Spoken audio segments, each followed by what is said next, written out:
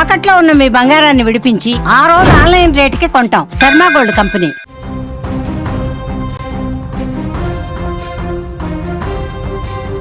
ఈరోజు మహారాష్ట్ర చరిత్రలోనే అత్యంత చీకటి రోజు. ఒక శక్తివంతమైన గొంతు మోగబోయింది. ఆకాశంలో స్వేచ్ఛగా ఎగిరే విమానం ఆ నాయకుడి ఆఖరి ప్రయాణం అవుతుందని అసలు ఎవరూ కూడా ఊహించలేదు. అజిత్ పవార్ ఈ పేరు వింటేనే మహారాష్ట్ర రాజకీయం ఒక్కసారిగా ఉలిక్కిపడేది. సవాళ్లకు ప్రతి సవాలు విసరటంలో ఆయనది అందివేసిన చేయి. నేడు ఆయన మరణ వార్త విని యావత్ దేశమే దిగ్భ్రాంతికి గురైంది. ఆసుపత్రి ముందు కనిపిస్తున్నటువంటి ఈ అశేష జనవాహిని చూస్తుంటే మరాఠా గడ్డ తన ముద్దు బిడ్డను కోల్పోయి ఎంతగా తలడిల్లిపోతుందో అర్థమవుతుంది. ఇది కేవలం ఒక రాజకీయ నాయకుడి మరణం కాదు, ఒక భారీ రాజకీయ శకానికి ముగింపుగా చెప్పాల్సినటువంటి పరిస్థితి. దృశ్యాలు మీరు చూస్తున్నారు. ఆసుపత్రి దగ్గర ఎలాంటి వాతావరణం కనిపిస్తుందో మనం చూస్తున్నాం. అభిమానులు కావచ్చు, అనుచరులు కావచ్చు, ఆయనతో అనుబంధం ఉన్న ప్రతి ఒక్కరు కూడా గుండెలు పట్టుకొని రోధిస్తున్నారు, తల్లడిల్లిపోతున్నారు. పవార్ సాబ్, అజిత్ అని చెప్పి తమ ముద్దుగా పిలుచుకున్నటువంటి పేర్లతో గుండెలు బాదుకుంటూ రోధిస్తున్నారు. మా నుంచి దూరం అయిపోయావా అంటూ చాలా అంటే చాలా బాధకి గురవుతున్నటువంటి పరిస్థితి. ఈ వీడియోలో చూస్తున్నటువంటి దృశ్యాలు నిజంగా గుండెల్ని పిండేస్తూ ఉన్నాయి. పోలీసులు ఎన్ని ఆంక్షలు పెట్టినా, గేట్లు వేసి ఆపుతున్నా తమ నాయకుడిని ఒక్కసారి చూడాలి అంటూ అభిమానులు సంద్రంలా దూసుకొస్తున్నారు. దాదా మమ్మల్ని వదిలి ఎలా వెళ్ళిపోయావు అంటూ కార్యకర్తలు గుండెల విషయాల ఏడుస్తున్నటువంటి దృశ్యాలు చూపరులను చాలా బాధకు గురి చేస్తూ ఉన్నాయి. వృద్ధులు, మహిళలు సైతం రోడ్ల మీదకి వచ్చి కన్నీరు మున్నీరుగా వెలిపిస్తున్నారు. ఎందుకంటే మహారాష్ట్ర రాజకీయంలో ఆయనకంటూ ప్రత్యేకమైనటువంటి పేజీలు కొన్ని ఉన్నాయి. ఆయన అలుపెరగనటువంటి నాయకుడు, ప్రజా సమస్యల పోరాటం కోసం ఎంతవరకైనా వెళ్ళినటువంటి నాయకుడు.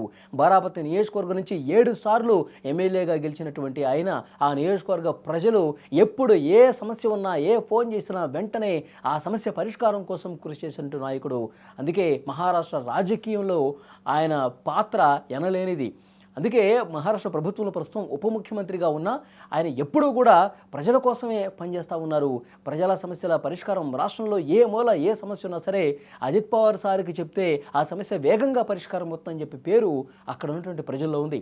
జడ్పీ ఎన్నికల ప్రచారంలో భాగంగా ఆయన ఈరోజు ముంబై నుంచి బారామతి వెళ్తున్నటువంటి క్రమంలో సాంకేతిక సమస్య కారణంగా ఒక్కసారిగా విమానం అత్యవసరమైనటువంటి ల్యాండింగ్ చేస్తున్నటువంటి క్రమంలో కుప్పకూలిపోయి తీవ్రమైనటువంటి ప్రమాదానికి కారణమైంది.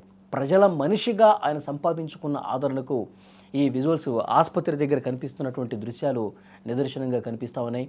ప్రతి ఒక్కరూ కూడా అక్కడికి వస్తూ ఉన్నారు. మహారాష్ట్రలో అజిత్ పవార్తో అనుబంధం ఉన్న ప్రతి ఒక్కరూ, ప్రతి కార్యకర్త కూడా ఆయన కడసారి చూసేందుకు వస్తున్నారు. ఈ ప్రమాదం గురించి తెలుసుకుని షాక్ అయిపోయారు. తమ పనులన్నీ వదిలేసుకొని డైరెక్ట్గా ఆసుపత్రికి దగ్గరకు వచ్చి గుండెలు బాదుకుంటూ రోధిస్తున్నటువంటి దృశ్యాలు కనిపిస్తున్నాయి. అజిత్ పవార్ మరణాన్ని మహారాష్ట్ర ప్రజలు అస్సలు జీర్ణించుకోలేకపోతున్నారు. పరిపాలనలో ఆయన చూపినటువంటి ఖచ్చితత్వం, అభివృద్ధి పట్ల ఆయనకున్నటువంటి తపన, రాజకీయ చదరంగంలో ఆయన వేసినటువంటి ఎత్తుగడలు చరిత్రలో సువర్ణాక్షరాలతో లిఖించబడతాయి.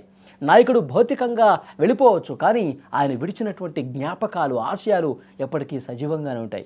ఈరోజు అజిత్ పవార్ మన మధ్య లేకపోయినా ఆయన చేసినటువంటి అభివృద్ధి గురించి చర్చించుకుంటున్నారు.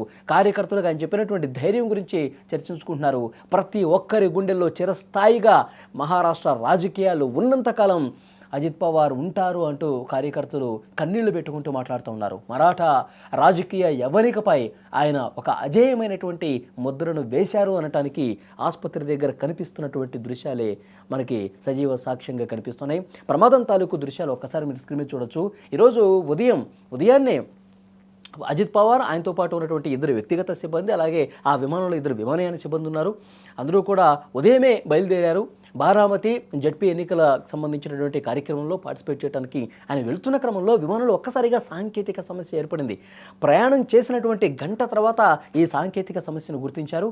సో వెంటనే సేఫ్ ల్యాండింగ్ చేసేటువంటి ప్రయత్నం చేశారు. ఒక్కసారిగా అదుపు తప్పింది. ల్యాండింగ్ చేస్తున్నటువంటి క్రమంలో అదుపు తప్పి ఒక్కసారిగా కూలిపోయినటువంటి ఈ సమయంలో ఆ ప్రమాద తీవ్రతకు, ఆ ఫోర్స్కి విమానం 2 ముక్కలైంది.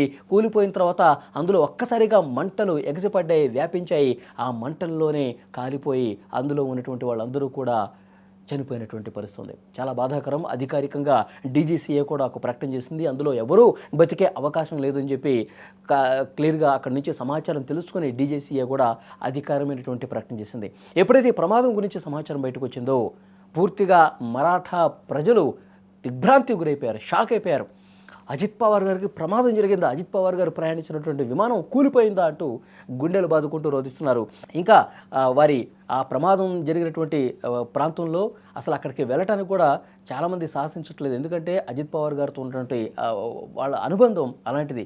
అసలు ఆ ప్రమాదం దృశ్యాలు మేము చూడటానికి ఇష్టపడలేదు అని కొంతమంది కార్యకర్తలు కూడా మాట్లాడుతున్నారంటే, వారి వల్ల లబ్ధి పొందిన వాళ్ళు, వారి వల్ల ప్రజల సమస్యల పరిష్కారమైన వాళ్ళు అందరూ కూడా క్యూ కడతా ఉన్నారు ప్రస్తుతం ఆసుపత్రి దగ్గరికి. చాలా అంటే చాలా బాధతో వాళ్ళు అజిత్ పవార్ గారితో ఉన్నటువంటి అనుబంధాన్ని గుర్తు చేసుకున్నారు.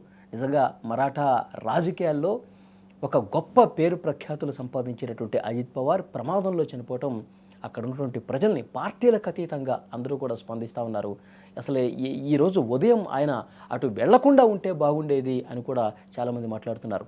ప్రధాని మోదీ, అమిత్ షా, దేశంలో ఉన్నటువంటి ప్రఖ్యాత నాయకులు అందరూ కూడా ఇక్కడ మహారాష్ట్ర ప్రభుత్వంతో చర్చలు జరుపుతున్నారు. అసలు ప్రమాదానికి సంబంధించినటువంటి పూర్తి సమాచారం తెలుసుకుంటున్నారు. తమ ప్రగాఢ సానుభూతిని కూడా తెలియజేస్తూ ఉన్నారు.